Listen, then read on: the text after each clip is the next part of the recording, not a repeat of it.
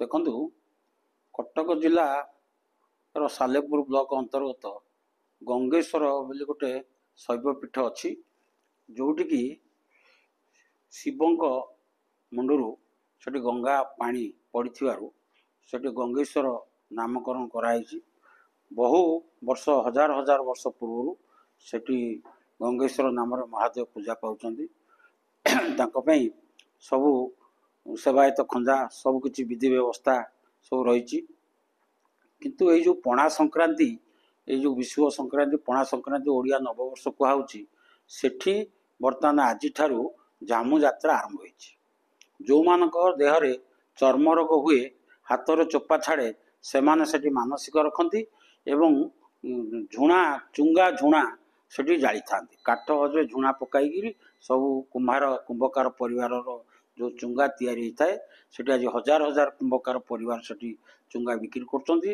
ଭକ୍ତମାନେ ଠାକୁରଙ୍କ ପାଖରେ ଭୋଗରାଗ କରିକିରି ଚୁଙ୍ଗା ଜାଳିକିରି ତାଙ୍କର ମନସ୍କାମନା ପୂର୍ଣ୍ଣ ହେଇଥିବାରୁ ସେ କରୁଛନ୍ତି। ଏ ହେଉଛି ଏକ କଟକ ଜିଲ୍ଲାର ଗୋଟେ ପ୍ରସିଦ୍ଧ ଶୈବପୀଠ, ବଡ଼ ଯାତ୍ରା ଏହା କୁହାଯାଉଛି। ଆଉ ଏଠି ମାସେ ବ୍ୟାପୀ ଯାତ୍ରା ସେଠି ହୁଏ। ବିଭିନ୍ନ ଅଞ୍ଚଳରୁ ଲୋକମାନେ, ବ୍ୟବସାୟିକମାନେ ଆସିଥାନ୍ତି, ଷ୍ଟଲ୍ ପଡ଼ିଥାଏ, ମୀନା ବଜାର ପଡ଼େ, ବିଭିନ୍ନ କଥା କୁହେ।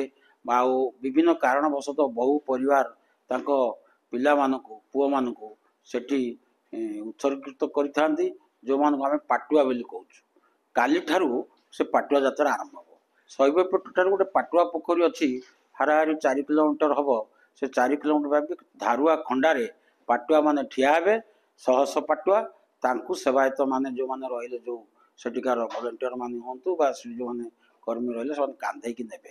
ପାଟୁଆ ପୋଖରୀ ପର୍ଯ୍ୟନ୍ତ ସେମାନେ ଖଣ୍ଡା ଧାରରେ ଚଢ଼ିକି ଯିବେ ଏବଂ ପାଟୁଆ ପୋଖରୀ ଗାଧେଇ ସାରିକି ଆସିଲା ପରେ କଣ୍ଟା ପାଟୁଆ କଣ୍ଟାରେ ଶୋଇବେ, ଅଗ୍ନି ପାଟୁଆ ଅଗ୍ନିରେ ଚାଲିବେ। ଏଇଭଳି ଯାତ୍ରା ସେଠି ପ୍ରସିଦ୍ଧ ଯାତ୍ରା ସେଠି ହୁଏ।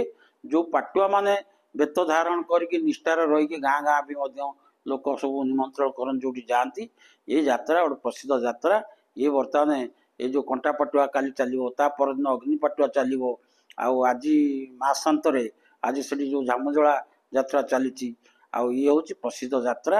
ଏ ଅଞ୍ଚଳର କଟକ ଜିଲ୍ଲାର ପ୍ରାୟ ଭକ୍ତ, ଆଜି ସେଠି ଲକ୍ଷାଧିକ ଭକ୍ତ ସେଠି ଜନସମାଗମ ହୋଇଛି। ତେଣୁ ଏ ଗଙ୍ଗେଶ୍ୱର ଯାତ୍ରା ଗୋଟେ ପର୍ଯ୍ୟଟନ ସ୍ଥଳୀର ମାନ୍ୟତା ଦେବା ଆବଶ୍ୟକତା ଅଛି। ଆହୁରି ଗୋଟେ କଥା ରହୁଛି, ପର୍ଯ୍ୟଟନ ସ୍ଥଳୀ ବା ଏ ଯେଉଁ ଗଙ୍ଗେଶ୍ୱର ପୀଠର ସେଭଳି କିଛି ବିକାଶ ହେଇନି। ସାଲେପୁର ନିର୍ବାଚନ ମଣ୍ଡଳୀରେ ସେ ଯାଉଛି ଯଦିଓ ସେଠି ଆଜି ସରକାର ସେଠି କୌଣସି ପ୍ରକାର ସେଠି ବ୍ୟବସ୍ଥା କରାଯାଇ ନାହିଁ। କିନ୍ତୁ ସେଠି କୁମ୍ଭକାର ପରିବାର, ଯେଉଁ ହଜାର ହଜାର କୁମ୍ଭକାର ପରିବାର ମାହାଙ୍ଗା, ସାଲେପୁର ଆଉ ନିଶ୍ଚନ୍ଦ କୋଇଲି ଏବଂ କଟକର ବିଭିନ୍ନ ଅଞ୍ଚଳରୁ ଯେଉଁ ଆଜି ଚୁଙ୍ଗା ନେଇକି ସେଠି ବିକ୍ରି କରୁଥାନ୍ତି, ଚୁଙ୍ଗା ଦାମ ମାତ୍ର 20-25 ଟଙ୍କା ଯାତ୍ରା ମାନେ ଚୁଙ୍ଗାର ଦାମ। କିନ୍ତୁ ଲୋକମାନେ ସେଠି ବର୍ତ୍ତମାନ କାଠ, ଘିଅ, ଝୁଣା ଦେଇକିରି ଜାଳନ କରିଥାନ୍ତି। ଇଏ ଗୋଟେ କୁମ୍ଭକାର ମାନଙ୍କର ଯାତ୍ରା କହିଲେ ଅତ୍ୟୁକ୍ତି ହେବନି।